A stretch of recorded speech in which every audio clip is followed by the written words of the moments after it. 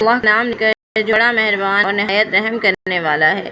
اب عذر نہ کرو، تم نے ایمان لانے کے بعد کفر کیا ہے۔ اگر ہم نے تم میں سے ایک گروہ کو معاف کر بھی دیا تو دوسرے گروہ کو تو ہم ضرور سزا دیں گے، اس لیے کہ وہ مجرم ہیں۔ منافق مرد اور منافق عورتیں ایک دوسرے کے ساتھی ہیں، یہ برائی کا حکم دیتے ہیں اور بھلائی سے روکتے ہیں اور اپنے ہاتھوں کو خیر سے روکے رکھتے ہیں۔ یہ اللہ کو بھول گئے تو اللہ نے ان کو بھلا دیا۔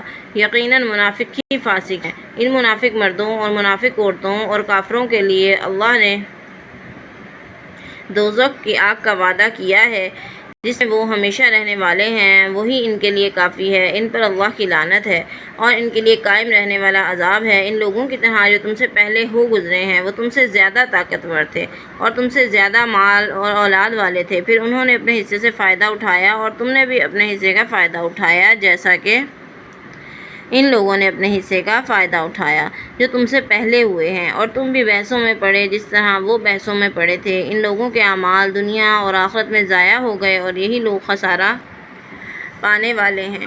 کیا ان کے پاس ان لوگوں کی خبر نہیں آئی جو ان سے پہلے ہوئے ہیں؟ قوم نوح، قوم عاد، سمود، قوم ابراہیم کی خبر، اہل مدین اور ان بستیوں کی خبر جو الٹا دی گئیں۔ ان کے پاس ان کے رسول کی کھلی نشانیاں لے کر آئے، ان کے پاس ان کے رسول کھلی نشانیاں لے کر آئے، پھر اللہ ان پر ظلم کرنے والا نہ تھا بلکہ وہ خود اپنے آپ پر ظلم کرتے تھے۔ مومن مرد اور مومن عورتیں یہ سب ایک دوسرے کے رفیق ہیں، نیکی کا حکم دیتے ہیں، برائی سے روکتے ہیں، نماز قائم کرتے ہیں، زکوٰۃ ادا کرتے ہیں اور اللہ اور اس کے رسول کی اطاعت کرتے ہیں۔ ان لوگوں پر اللہ رحم کرے گا۔ اللہ بے شک اللہ غالب اور حکیم و دانا ہے۔ اللہ نے مومن مردوں اور مومن عورتوں سے ایسے باغات کا وعدہ کیا ہے جن کے نیچے نہریں بہتی ہیں، وہ ان میں ہمیشہ رہیں گے۔ ان سدا بہار باغوں میں ان کے لیے پاکیزہ رہائش گاہیں ہوں گی اور اللہ کی خوشنودی جو سب سے بڑھ کر ہے، یہ بڑی کامیابی ہے۔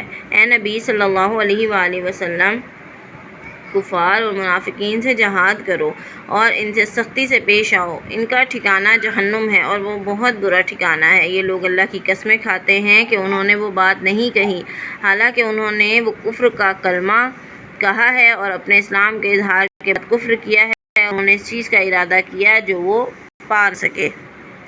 انہوں نے یہ انتقام نہیں لیا مگر اس بات کا کہ اللہ اور اس کے رسول نے ان کو اپنے فضل سے غنی کر دیا۔ اب اگر یہ توبہ کر لیں تو ان کے لیے بہتر ہے، اور اگر یہ منہ پھیر لیں تو اللہ ان کو دنیا اور آخرت میں دردناک